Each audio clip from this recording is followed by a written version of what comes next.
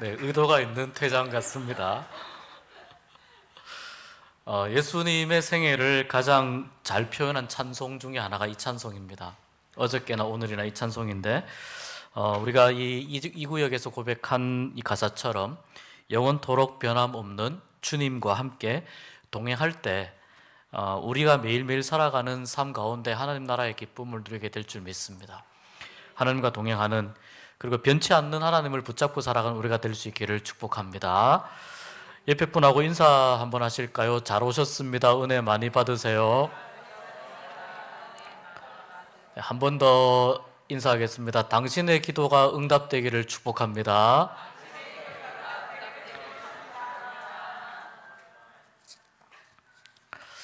여러분은 십자가를 보실 때 어떤 생각이 드십니까? 오늘 제가 너무 무거운 질문을 드렸나요? 고개를 몇 분이 푹 숙이셔가지고, 네, 십자가를 볼 때 오늘 18절에 보니까 어떤 사람들에게는 미련한 것으로 보인다. 근데 그 어떤 사람들이 멸망하는 사람들이라고 이야기합니다. 멸망하는 사람들.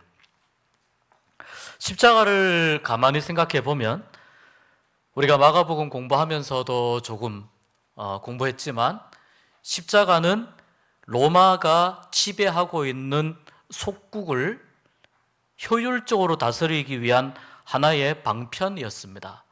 가장 잔인한 사형제도를 가지고 와서 이 사형제도를 본보기로 보여주는 거죠. 니네들 까불면 전부 다 이렇게 된다. 본보기로 보여주는 겁니다.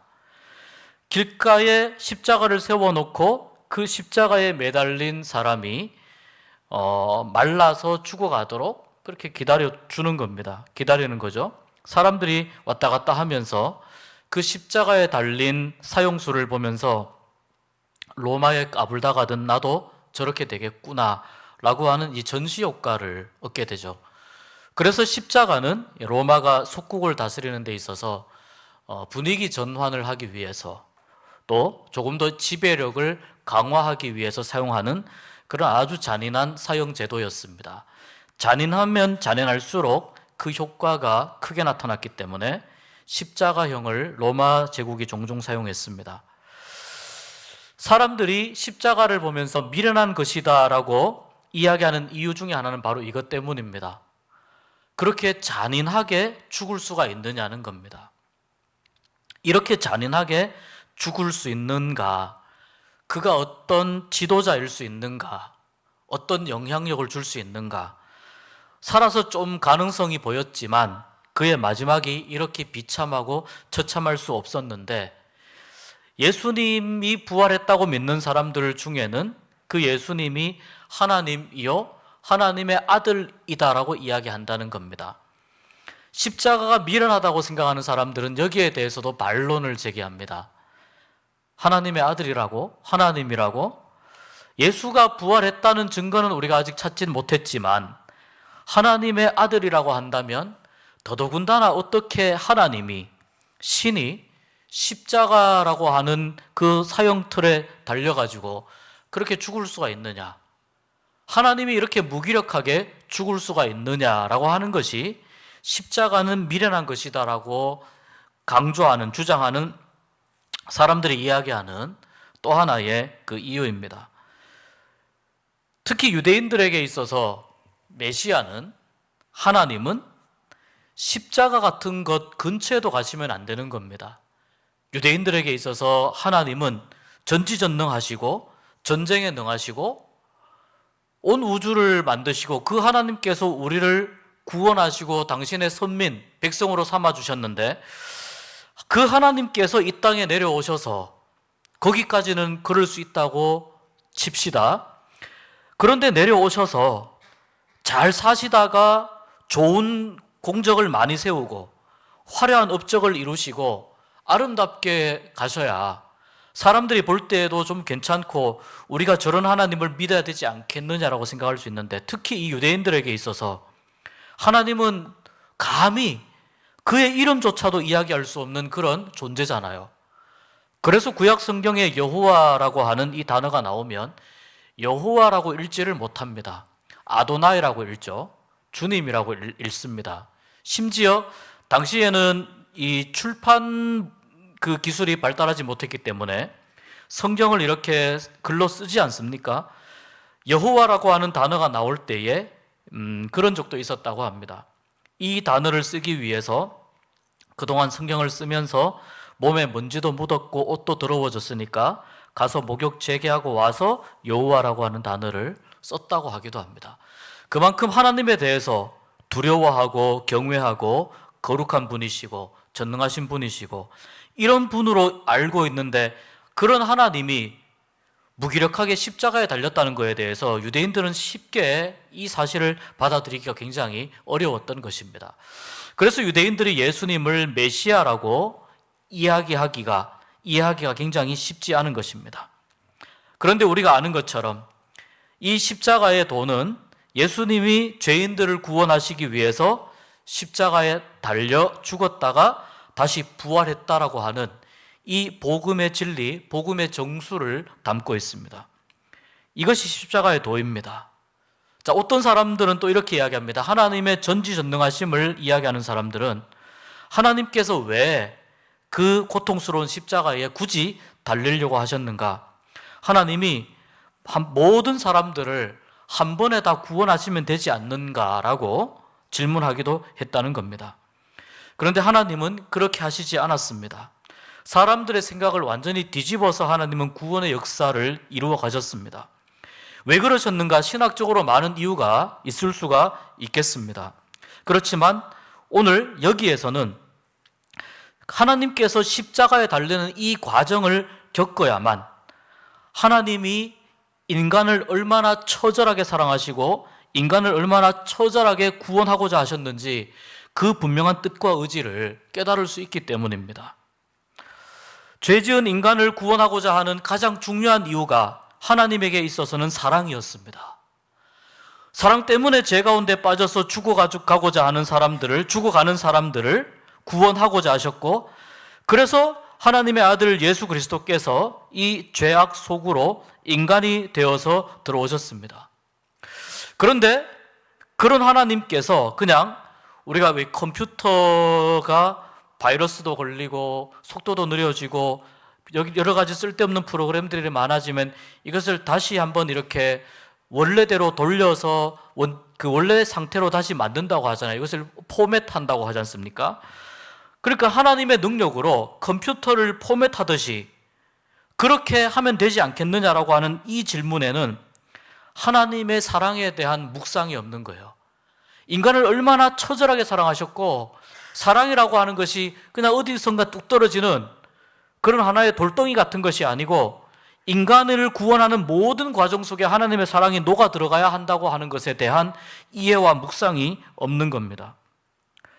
만약에 그냥 하나님께서 사람들의 머릿속에, 사람들의 존재에 있는 모든 제약을 하나님의 권능으로 다 없애버리셨다면 애초에 하나님은 사람을 만드실 아무런 이유가, 아무런 필요가 없는 것입니다. 그런 인간을 왜 만드시냐는 겁니다. 사람들에게 더더군다나 이성을 주시고 생각과 영혼과 자유의지, 자기 의지대로 할 수 있는 이러한 자유의지를 주실 아무런 이유가 없는 것이죠. 그래서 사람들은 죄의 무게를 느끼고 깨닫게 될수록 이 구원이 얼마나, 나를 향한 구원이 얼마나 소중하고 얼마나 값진 것인지를 알게 됩니다. 내가 얼마나 죄인인지를 깨달을 때에 나를 향한 하나님의 구원의 손길이 얼마나 큰 은혜인지 이것을 알게 된다는 것입니다. 그래서 내가 져야 할 십자가를 지고 가시는 예수님의 고난이 필요했고, 이 고난을 통해서 우리는 하나님의 사랑이 얼마나 크신지를 알게 된다는 겁니다. 하나님의 사랑은 너무나도 커 아무리 말로 해도 설명할 수 없어요. 그러나 목숨을 담보로 해서 대신 죽어주는 것 이상의 사랑이 없기 때문에 나를 대신해서 죽어주신 그 사실을 놓고 볼 때 하나님의 사랑이 얼마나 크냐고, 너를 위해서, 너의 목숨을 위해서 예수님이 그렇게 죽었다고 이야기해주는 이 한마디 때문에 우리는 하나님의 사랑의 그 크기와 위대함과 그 놀라움에 대해서 우리가 알게 된다는 겁니다. 그래서 이 구원의 감격과 이 구원의 비밀을 깨달은 사람들은 이 십자가가 하나님의 능력이라고 이야기합니다. 그래서 18절에 구원을 받은 우리에게는 하나님의 능력이고 또한 하나님의 지혜라고 이야기합니다. 그런데 이 구원의 역설적인 비밀을 알지 못하는 사람들은 십자가가 미련해 보이는 거예요. 십자가에 달리신 하나님이 어리석어 보이는 거고 미련해 보이는 것이고, 그 십자가 형틀이라고 하는 이 잔인한 이 사형제도를 바라보면서 그 사형제도에 순응했던 하나님이 약해 보이고 그 하나님이 아무런 존재감이 없어 보이는 것입니다. 왜 십자가를 져야 했으며, 왜 인간이 되어야 했으며, 왜 무기력하게 배신당하고 고난당해야 했으며, 구원의 비밀을 모르는 사람들은 여기에 대해서 정확히 이해할 수 없지만, 알 수 없지만, 구원받은 우리는 이렇게 처참하게 부서지고 무너진 예수님의 이 모습 속에서 하나님의 끝을 알 수 없는 사랑을 발견하게 됩니다. 그리고 하나님의 그 구원의 감격을 고백하게 됩니다. 그래서 18절의 십자가의 도가 멸망하는 자들에게는 미련한 것이고 구원을 받는 우리에게는 하나님의 능력이다라고 바울이 선포합니다. 오늘 우리가 읽은 이 말씀은요, 이 십자가를 두고 사람의 지혜와 하나님의 지혜가 부딪히는 내용을 이야기하고 있습니다. 사람의 능력과 하나님의 능력이 부딪히는 이 상황을 이야기하고 있습니다. 그래서 오늘 말씀을 통해서 우리는 하나님의 지혜가 어떤 것이고 하나님의 지혜가 우리에게 어떻게 경험되는지를 좀 생각해 보려고 합니다. 첫 번째, 하나님의 지혜에 대해서 우리는 그 어떤 사람도 이 세상의 지혜로는 하나님을 알 수 없습니다. 이것이 사람의 지혜의 한계성입니다. 사람들이 가지고 있는 한계성 때문입니다. 이 한계성은요, 기본적으로 인간이 지은 범죄에서 시작됩니다. 이 인간이 지은 죄가 인간의 지성마저도 하나님께서 원래 주신 그 모습에서 훼손되게 만들었습니다. 완전히 망치게 했습니다. 인간이 지은 죄 때문에 인간의 지성이 망치게 되었다는 거예요. 따라서 사람의 지혜는 하나님을 알 수 없는 범위에 갇혀 있게 된 겁니다. 우리가 아무리 노력해도 하나님을 알 수 없는 이유가 여기 있습니다. 그래서 아무리 지혜로운 사람이라 하더라도 하나님에 대해서 알 수 없습니다. 두 번째, 오늘 말씀을 읽어보니까 두 부류의 사람들이 나옵니다. 한 부류는 유대인입니다. 히브리인입니다. 또 한 부류는 헬라인입니다. 유대인 또는 히브리인들은 표적을 구하죠. 헬라인은 지혜를 찾습니다. 표적은 어떤 거냐면요, 눈에 보이는 어떤 표시예요. 어떤 증거예요. 복음서에 보면은 예수님께 찾아와서 표적과 이적을 구하는 유대인들이 많이 있습니다. 한마디로 증거를 달라는 것입니다. 여러분, 예수님 자체가 사람들 앞에 서 있는 것이 이미 증거인데 그 예수님께 증거를 보여달라는 겁니다. 당신이 메시아라면 우리가 당신이 메시아라는 것을 인정할 수 있게 어떤 표적, 어떤 이적, 어떤 증거를 보여달라는 거죠. 그래야 믿겠다라고 말을 합니다. 여기에 대해서 예수님의 답변은요, 요나의 표적밖에는 없다고 말씀합니다. 물고기 뱃속에 있다가 다시 물 밖으로 세상으로 나온 그 요나를 빗대어서 예수님께서는 어둠 속에 있다가 다시 부활하실 예수님의 모습을 이렇게 비유적으로 말씀했습니다. 그래서 물고기 뱃속에 있었던 그 요나의 기적밖에, 요나의 표적밖에 너희들에게 보여줄 것이 없다. 죽었다가 다시 살아나실 것에 대한 예수님의 예언이죠. 이 유대인들이 표적을 구하고 기적을 구하는 이 모습은 오늘날 우리의 믿음 가운데도 굉장히 많이 보여지는 모습인데, 어떤 기적을 경험하게 되죠? 그 기적을 통해서 하나님의 살아계심과 하나님의 사랑을 우리가 경험하게 되고 알게 되고 또 그것을 확신하게 되죠. 그런데 이 하나님의 기적을 경험한 이 놀라운 경험이 이게 좀 약효가 오래 가면 되는데요, 이게 이제 오래 못 가요. 어느 시점이 지나면은 또 기적이 필요하게 돼요. 그래서 기적을 경험한 사람은 계속 기적을 찾게 됩니다. 그렇지 않을 것 같지만 계속 기적을 찾게 되는 그런 그 맹점이 있습니다. 이 신앙에 연약함이 있습니다. 기적을 경험한다는 것 굉장히 중요한데 이 기적을 경험한 이 경험이 무엇과 결부되어야 하냐면 하나님의 말씀과 결부되어야, 그래야 신앙이 견고해질 수 있습니다. 단지 기적만 가지고는요, 신앙이 견고해질 수 없습니다. 여러분, 예수님은 모든 병을 고치시고 죽은 사람도 살리실 수 있는 분이었습니다. 그런데 그때 당시에 예수님이 살린 사람이 딱 3명이었습니다. 3명밖에 없습니다. 많은 병자를 고칠 수 있지만 예수님은 모든 병자를 다 고쳐주시지 않았습니다. 왜냐하면 예수님께서 보여주시고자 하신 것은 기적에 의존하는 신앙이 아니기 때문이에요. 말씀에 의존하는 신앙이기 때문이에요. 예수님이 하신 말씀, 예수님이 가르치신 말씀, 예수님께서 우리에게 가르치시고자 했던 하나님 나라의 말씀과 또 하나님 나라의 그 비전, 꿈을 우리에게 가르쳐 주셔서 이것이 신앙의 기초가 되어야 된다라고 말씀하시고 가르쳤는데, 많은 사람들은 예수님의 기적에 초점을 맞췄습니다. 그래서 예수님께서 기적 행하기를 멈추고 십자가에 매달리자 사람들이 예수님으로부터 돌아서게 되는 겁니다. 이러한 모습들이 사람들에게는 언제나 이러한 모습들이 생겨나게 됩니다. 또 한 가지 헬라인의 모습을 볼까요? 헬라인은 지혜를 구합니다.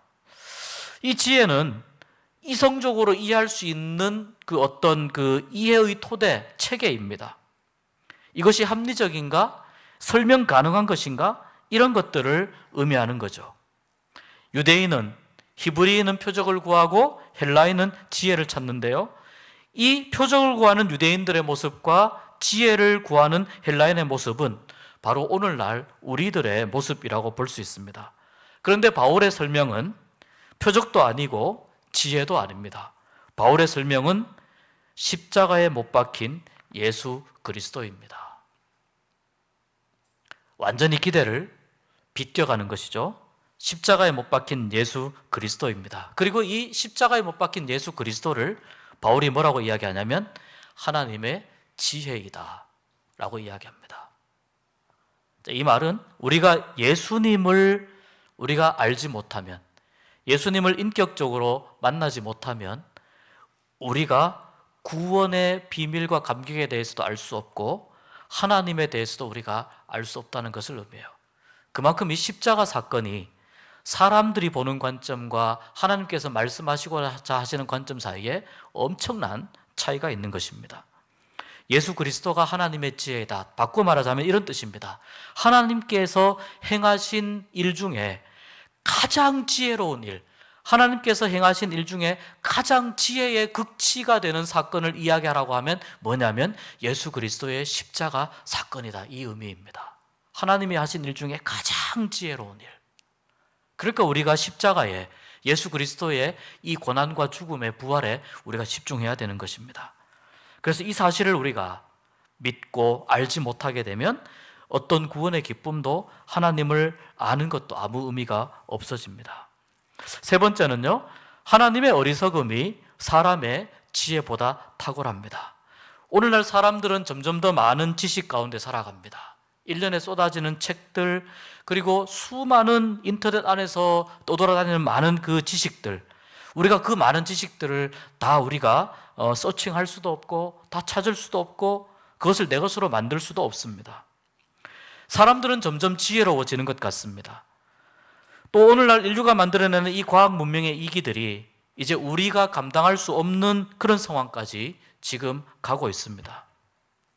그럼에도 불구하고 사람들이 이 세상을 많이 알게 되고 사람들이 점점 더 많은 지식을 알게 되고 또 우주의 신비와 이 지구와 우리가 살아가는 인체의 모든 신비를 점점 더 알게 됨에도 불구하고 우리는 여전히 하나님이 창조하신 이 세상을 0.1%도 알지 못하는 그런 수준에 머물러 있다는 겁니다. 이런 이야기가 있습니다. 과학 문명이 극도로 발달한 미래의 어느 날에 이제 과학자들이 결론을 내립니다. 우리가 드디어 인간을 이제 만들 수 있게 되었다라고 결론을 내립니다. 그리고 우리가 하나님께 가서 이제는 하나님의 도움이 필요 없고 우리가 인간을 창조할 수 있다. 우리가 생명체를 창조할 수 있다. 그리고 하나님께 이것을 선언하러 가자고 과학자들이 결론을 내립니다. 그리고 하나님에게 찾아갑니다. 우리가 이제 더 이상 하나님이 필요 없어졌습니다. 우리는 우리가 가지고 있는 지식으로 우리 스스로를 창조할 수 있는 경지에 이르렀습니다. 하나님께서 그러냐, 정말 놀라운 발전이구나. 이 과학자들이 하나님에게 이야기합니다. 우리가 만드는 인간이 더 완벽한 인간인지, 하나님이 만드는 인간이 더 완벽한 인간인지 우리가 한번 시험을 해보자. 그러니까 하나님께서도 그 도전을 받아들입니다. 그리고 그렇게 한번 시험을 해보자, 시합을 해보자 라고 합니다. 이 과학자들이 자신만만하게 땅에 있는 흙을 한 줌 딱 들어서 흙을 이렇게 물로 이제 반죽을 하면서 이야기합니다. 하나님, 자, 이제 시작하시죠 라고 이야기합니다. 그때 하나님이 하신 말씀이 있죠. 그것은 내가 만든 흙이니까 너희들이 만든 흙으로 하라고. 이것은 내가 만든 흙이야 라고 말씀하시죠. 사람이 아무리 지식이 발달하고 아무리 사람의 능력이 발달하고 하더라도 하나님께서 만들어 놓으신 이 세상 가운데에 있는 한 부분일 뿐이라는 것을 우리가 늘 기억할 수 있었으면 좋겠습니다. 오늘 우리가 지혜에 관해서, 하나님께서 우리에게 말씀하시는 지혜에 관해서 우리가 말씀을 생각하고 있는데, 사람들은 여전히 지혜롭고 싶고 사람들은 하나님께서 주신 지혜로 자기의 삶을 개척해 나가려고 하고 하나님의 영역으로 자꾸 도전해 가고자 합니다.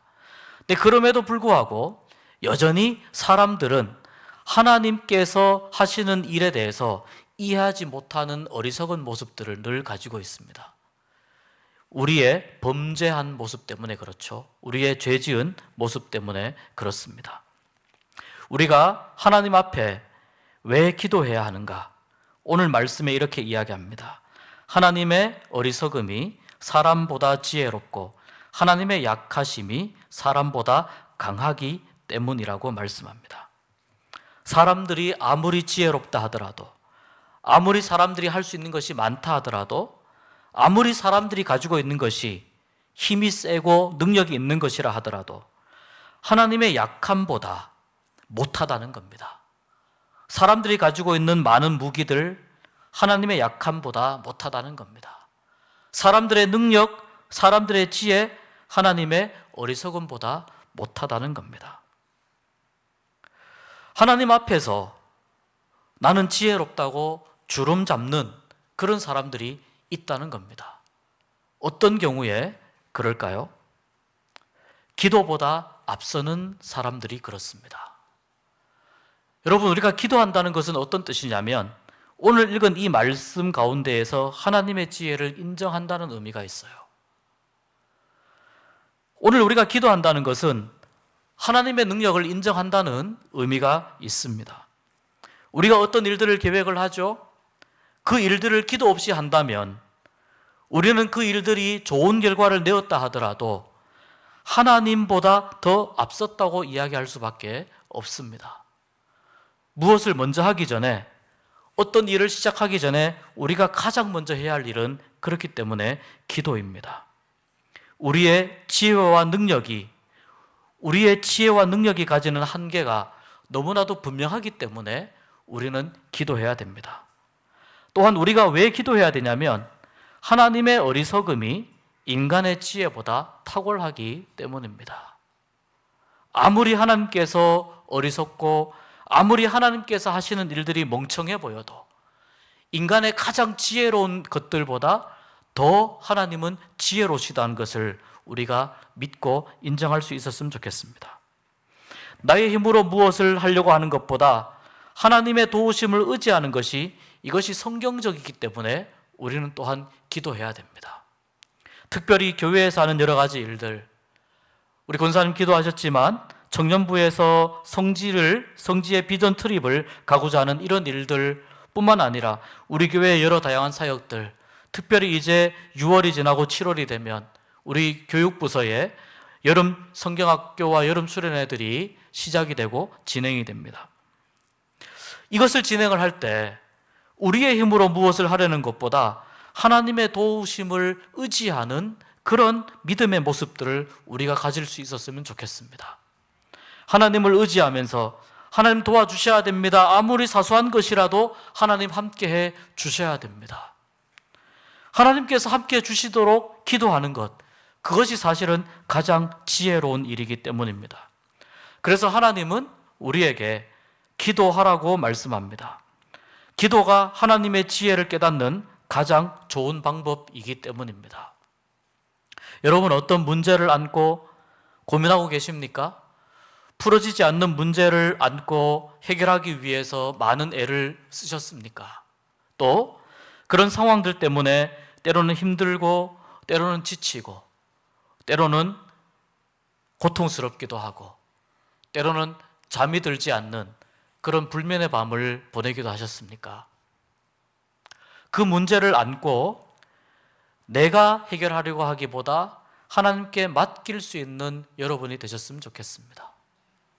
우리가 오늘 함께 찬양하고 기도할 텐데요, 우리의 능력과 지혜가 한계가 있기 때문에, 하나님의 어리석음이 인간의 지혜보다 탁월하기 때문에 나의 힘으로 무엇을 하는 것보다 하나님이 도와주시는 것이 훨씬 성경적이기 때문에, 그것이 하나님이 원하시는 것이기 때문에, 비단 교육부의 여름 행사뿐이겠습니까? 우리 한 사람 한 사람이 가지고 있는 삶의 문제들도 마찬가지입니다. 하나님의 도움을 구하는 것이 가장 지혜로운 일입니다.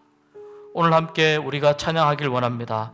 나의 힘이 되신 여호와여, 내가 주님을 사랑합니다. 다윗의 고백입니다. 주는 나의 반석이며 요새이며 나를 건지시는 나의 주 하나님이시며 나의 피할 바위시요 나의 방패시라. 하나님만 의지할 수 있는 이 밤이 될 수 있었으면 좋겠습니다. 우리가 오늘 이 찬양하면서 나의 힘이 되신 여호와여, 내가 나의 힘을 내려놓겠습니다. 내 목에 힘을 빼겠습니다. 겸손히 하나님 앞에 고개를 숙이겠습니다. 하나님 앞에 무릎을 꿇겠습니다. 하나님의 도움을 구하는 이 밤이 되게 하여 주시옵소서. 함께 찬양하고 나아가도록 하겠습니다.